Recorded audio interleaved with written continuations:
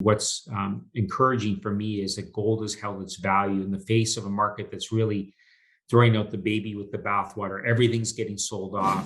Hey, welcome back to The Dive. Is a $3,000 gold price possible? Our guest today will answer this question, and he'll also dive deeper into what will drive the gold price higher. He will also share his recent company updates, financial results, and what investors should look out for as we enter into the third quarter of 2022. He is the chairman and CEO of Gold Royalty Corp. David Garofalo is joining us today. Hey, David, welcome back to The Dive.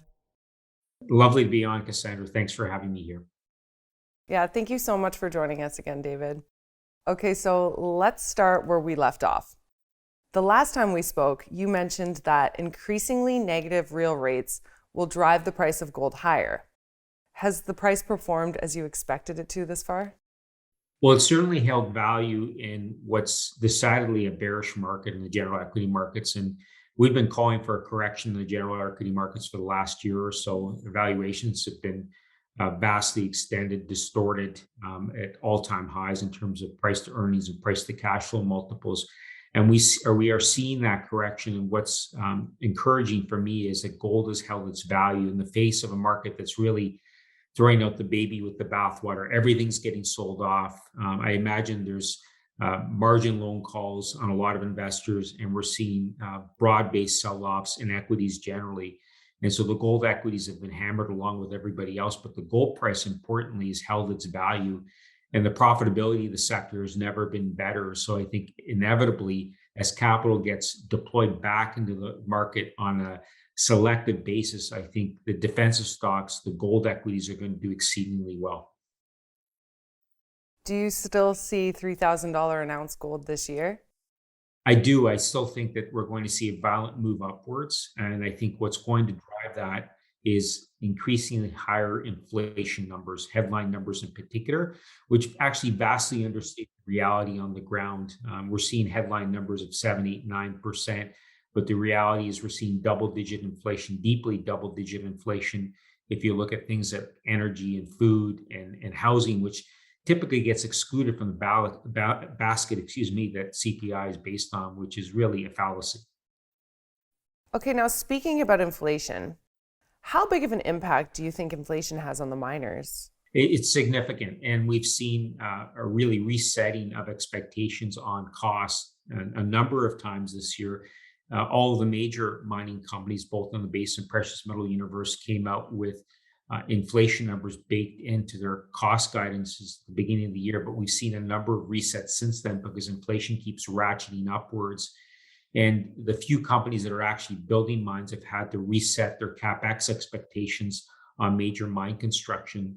And we've been calling for that. We think it's inevitable that we're going to see cost inflation because mining companies are not immune from inflation we're seeing in the general economy. But after a decade of underinvestment in exploration and mine development, there is a catch-up that has to occur to reinvest back into what are depleting assets. And that's going to further amplify and exacerbate the inflation we're seeing in the supply chain in the mining sector.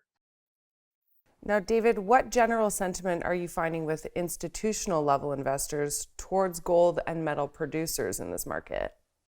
Well, I think what we're seeing is wholesale fear about the general equity markets. And I think, as I said earlier on, the baby's been thrown out with the bathwater. So we haven't seen the sophisticated investors start to deploy capital in a serious way back into the defensive names like gold equities. But I think that's inevitable. I think that's where we were going to see relative outperformance because, as I said, the underlying commodity has retained its value in the face of a wholesale sell-off in asset classes generally. We've seen base metals come off dramatically. We've seen general equity prices come off dramatically, but gold has held its value. We've seen Bitcoin and cryptocurrencies dramatically correct, and I think there's still a significant leg of correction there. So as capital gets rotated back into defensive names, I think that gold is going to do exceedingly well, and the gold equities, which are depressed beyond recognition, are going to do extremely well in the face of, again, strong retention of value in the underlying commodity, gold in particular. Okay, so let's shift gears a little bit here. Janet Yellen responded in an interview to American rapper Cardi B's tweet about about a recession, saying that there are no signs that a recession is in the works. Where do you sit on this recessionary debate? Well, I think we're in the midst of one right now, and I think that we're actually probably going into a stagflationary cycle, not unlike what we saw in the late '70s and early '80s. And there was a lot of denials. I mean, old enough to remember that inflationary cycle, and there were a lot of denials heading into that stagflationary cycle that we experienced through the 1980s of low growth, high inflation, and the pace of increasing interest rates. So I do think we're going to see a period where we're going to have that low growth. So I'm very much in the stagflationary camp.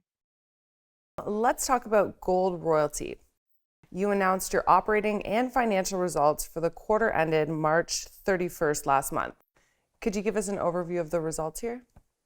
Well, we had record revenues, and we introduced a dividend earlier in the year, an inaugural dividend, less than a year after we IPO'd the company.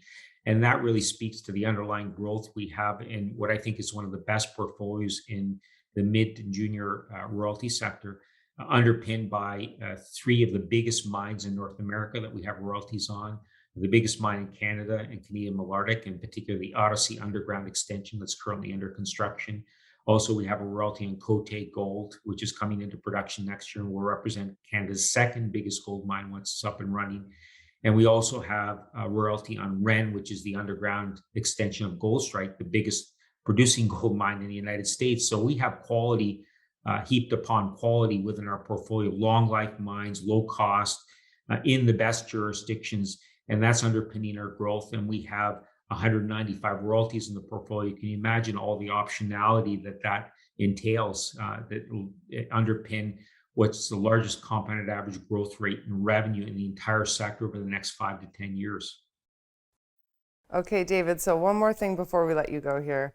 What should investors look out for with gold royalty as we head into Q3 of 2022?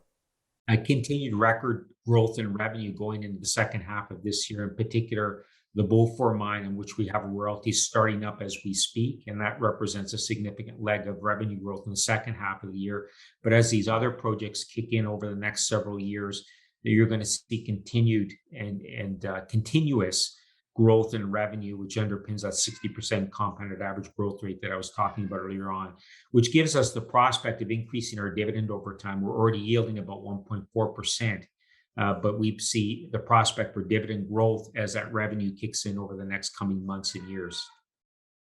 Okay, great. Well, thank you so much for coming on today and sharing your thoughts with us, David. It's been nice to talk to you again. Thanks for having me on. Thanks so much for watching today. We'll be back again tomorrow, but in the meantime, you could like, subscribe, and share.